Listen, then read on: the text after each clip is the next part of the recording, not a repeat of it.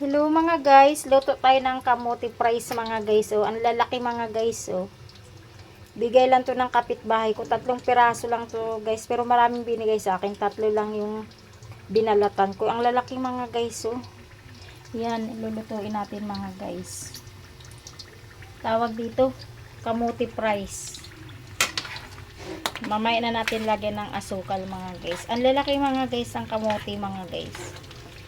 Bigay, may tintanim po to nila mga guys sa Bulacan. Talagang namimigay yan sa akin mga guys. Mga kamuti, saging. Yun. Mamaya natin lagyan guys ng asukal. Sarap nito. Ayun mga guys oh. Lutuin natin. Merienda yan mga guys. Ano oras na merienda natin? Alas 4 mga guys. Oh, lagyan na natin ng asukal. Asukal. Ayan, mayroon pa. Asukal. Ayan. Sarap yan. Nakalibre na kami mga guys sa merienda namin. Diba?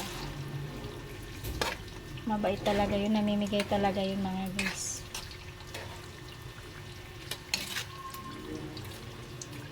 Laki na mga kamuti. Kamuti fries. Ito natin yan. Yan.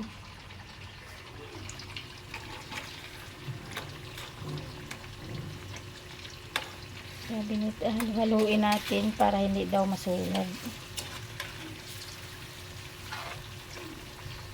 Maglalapit yan mamaya mga guys, yung asukal niya.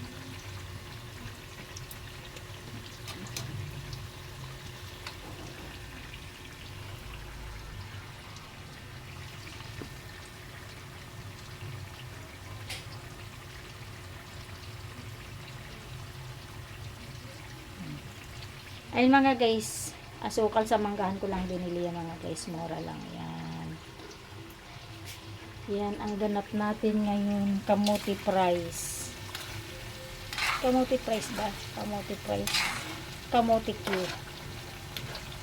Kamote fries to kasi ganyan ang hiwa ng kamote Q. Hindi ganito kamote Q.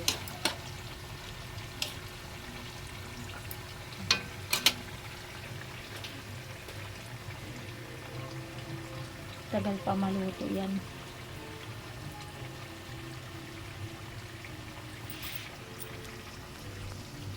Luto, luto, luto. Luto, luto, luto. Luto, luto. Luto kami.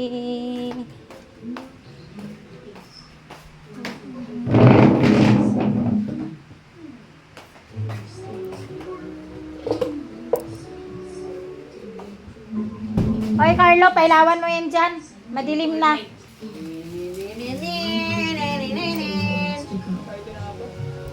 Tinapay, nagluluto na nga ako eh.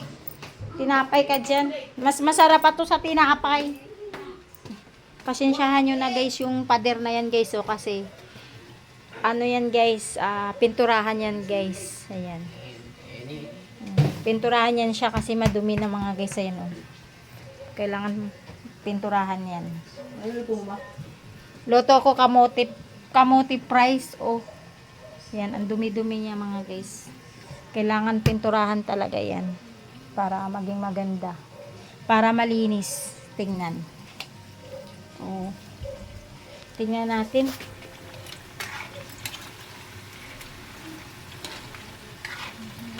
Hilaw pa. Huwag ka na bumili ng tinapay. Ito nang kainin nyo. Sarap pa ito eh.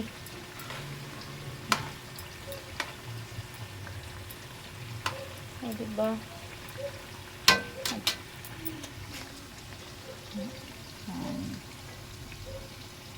Naghanap kasi mga guys yung mga anak ko tinapay daw, tinapay. Ito na lang bilhin niya sa tinapay. Yan. Hilaw pa. Dito na lang guys. Thank you for watching. Bye bye.